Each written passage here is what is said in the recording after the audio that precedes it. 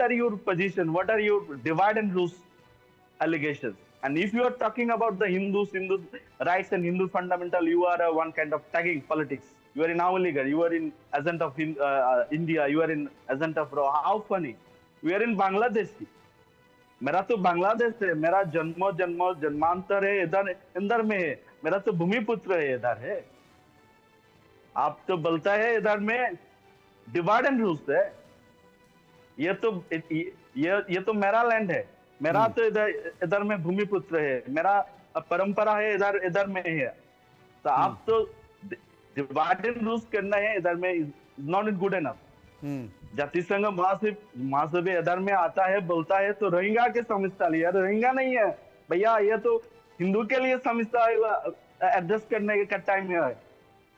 Rohingya तो बहुत बड़ा सवाल है, बड़ा सवाल है जिसका जिक्र कर रहे हैं हिंदू धर्मगुरु शैलेशानंद इस वक्त मेरे साथ मौजूद हैं। शैलेशा जी, क्या कहेंगे तमाम सारी परिस्थितियों के बीच ये यूनिवर्सिटी के जो छात्रों की स्थिति है वो आपको दिखाई दी, और एक और बड़ी घटना बंगाल में हुई है, मैं आपको बता दूं, क्योंकि शेख हसीना को उखाड़ फेंकने में, उनके तख्ता पलट में, उनके छात्र आंदोलन में एक छात्रा शामिल रही और इस छात्रा का यौन शोषण हुआ, यौन उत्पीड़न हुआ और उसका जो आरोपी था वो जेल में बंद था। अब कट्टरपंथी और जमातों के दबाव में उस छात्रा का जो यौन शोषण जिस व्यक्ति ने किया, यौन उत्पीड़न किया, उस आरोपी को जेल से छोड़ दिया गया। आज वो छात्रा पछता रही है कि मैंने क्यों तख्ता पलट किया, मैंने क्यों शेख हसीना के सरकार को तख्ता पलट करने में, आंदोलन में भाग लिया।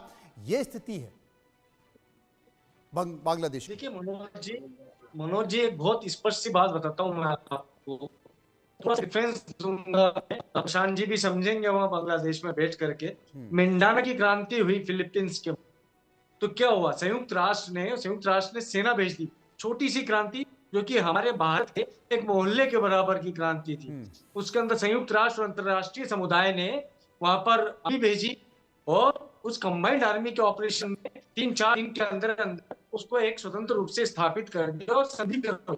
तो उस बात से आज वहां पर शांति। सवाल है कि हम कैसी सभ्यता में जी रहे हैं, सर्वाधिक असभ्य है, हम किराने शब्द खिला रहे हैं। और बांग्लादेश के अंदर तो पाशविक स्थिति है, वहां पर हम मानव मुखौटे के पीछे पशु हैं। इन पशुओं को ये मालूम नहीं है तो एक चीज समझ में आएगी इनको कि जिस समय पर अंतरराष्ट्रीय समुदाय इनके ऊपर हावी होगा, इनका कपड़ा, मकान, शिक्षा, चिकित्सा कहां से लाएंगे।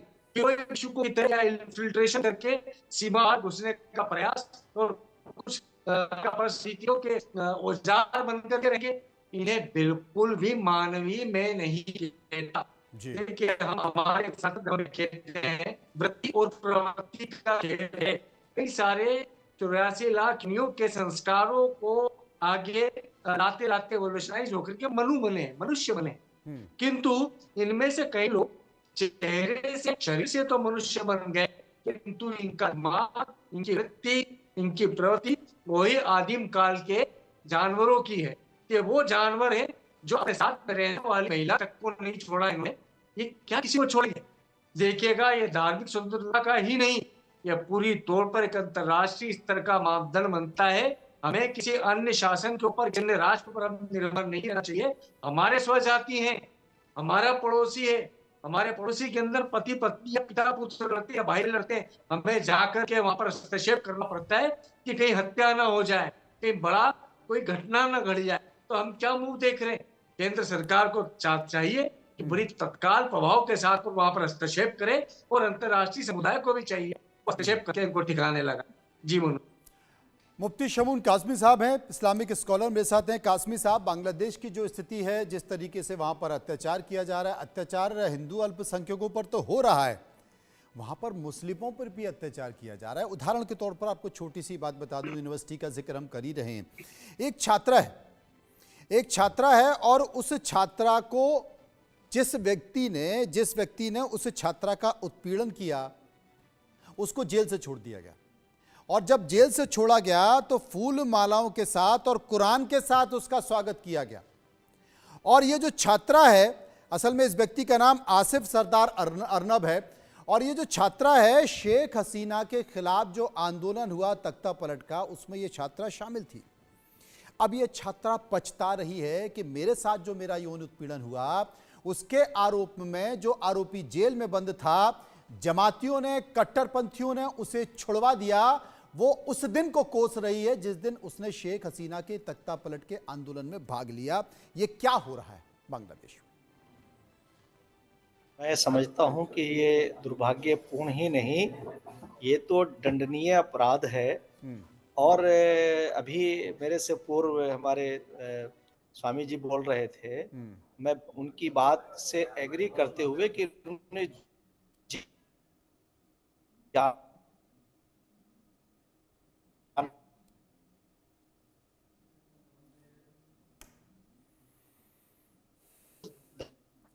लगता है कासमी साहब की आवाज़ नहीं आ पा रही है, बीच में कुछ नेटवर्क खराब हो रहा है। मेरे साथ प्रशांता हैं, मैं उनके पास चलूंगा। प्रशांता साहब, मैं एक चीज़ पूछना चाह रहा हूं आपसे, क्योंकि तुलसी गाबार्ड आज हिंदुस्तान में और तुलसी गाबार्ड ने ये संकेत भी दिया है कि बांग्लादेश में जो कुछ हो रहा है वो ठीक नहीं हो रहा है। बांग्लादेश को लेकर ट्रंप सरकार लगातार बातचीत कर रही है। क्या आपको लगता है कि बांग्लादेश में इसका कुछ असर दिखाई दे रहा है, कुछ फर्क दिखाई दे रहा है?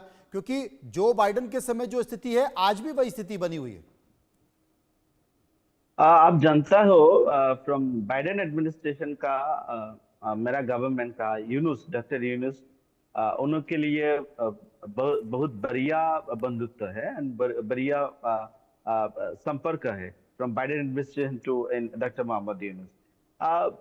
मेरा जानता हो, इधर मैं काम करता हूँ फ्रॉम यूनाइटेड नेशंस का डेफिसिट अलग आलोचना है। इधर में you know that तुलसी के बाद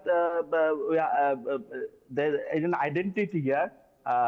उन्होंने भारतीय नहीं है, इधर में का हिंदू है, जो लग so one kind of identity and another identity है कि इस्कॉन का सदस्य है, very बिल्कुल होता है। and you know that the चिन्मय कृष्णदास मेरा साधु है, मेरा कांची का साधु है, वो बोलता है हिंदू का अधिकार का लिए बोलता है। एंड गवर्नमेंट, आप जानता है, द गवर्नमेंट अटैक कर गया from false allegations from sedition case. And Bangladesh नहीं है, सारा विश्व, तमाम दुनिया के प्रभु के लिए प्रोटेस्ट करना है। What the law and order situation अंदर कहाँ है? And you know that another situation from Facebook writing and social media का जो गए इधर में false news है, allegation है, manipulate है, Facebook में हैक करनी गया।